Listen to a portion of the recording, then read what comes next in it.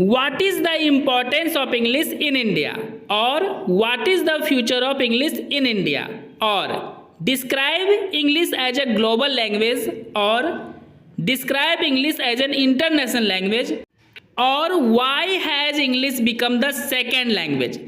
इन पांचों क्वेश्चन का दोस्तों एक ही जवाब आपको लिखना है।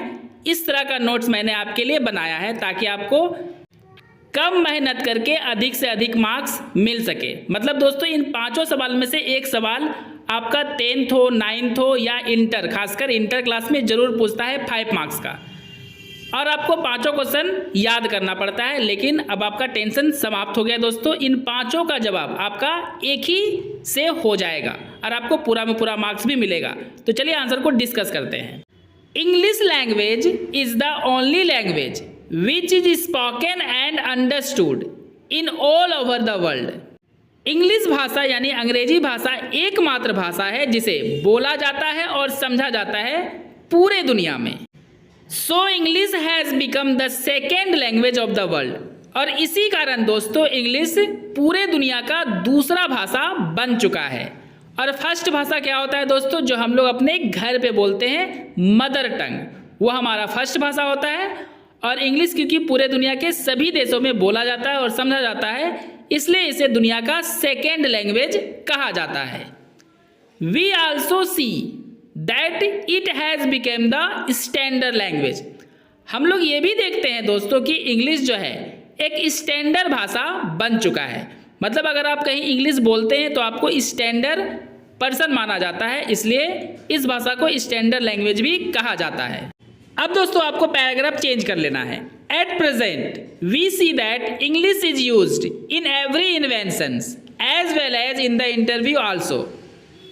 वर्तमान समय में हम लोग देखते हैं कि इंग्लिश का प्रयोग हर एक आविष्कार में किया जाता है, साथ ही साथ अगर आप इंटरव्यू देने जाते हैं तो वहाँ भी इंग्लिश भाषा का ही प्रयोग किया जाता है, जिससे ये बात तो दोस्तों स्पष्ट हो जाता है कि इंग्लिश बहुत ज़्यादा इम्पॉर्टेंट है।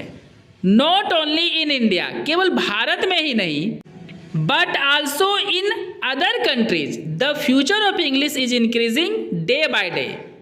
दूसरे देशों में भी इंग्लिश का भविष्य दिन प्रतिदिन बढ़ते जा रहा है। And so this language has become global as well as international language.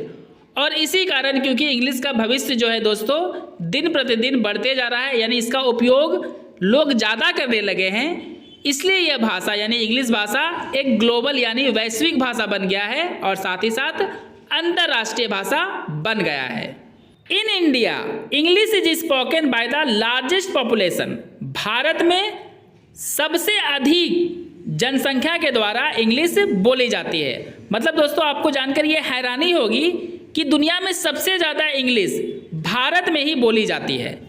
And so this language is very important in this country, और इसलिए इस देश के लिए यानी भारत देश के लिए यह भाषा यानी अंग्रेजी भाषा बहुत ज़्यादा महत्वपूर्ण है।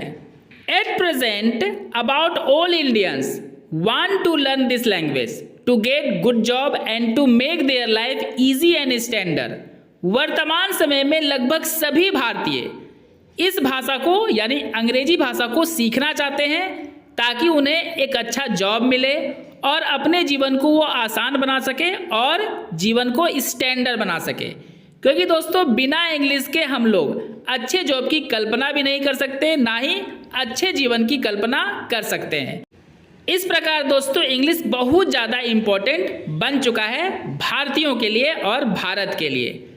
आफ्टर मदर टंग मतलब मातृभाषा के बाद यानी जो हम लोग घर में भाषा बोलते हैं उसके बाद people give more importance only English.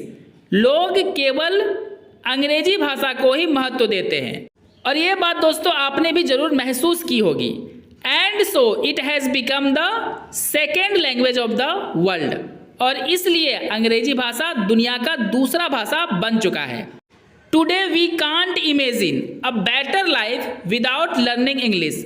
आज हम लोग एक अच्छे जीवन की कल्पना भी नहीं कर सकते बिना इंग्लिश सीखे हुए।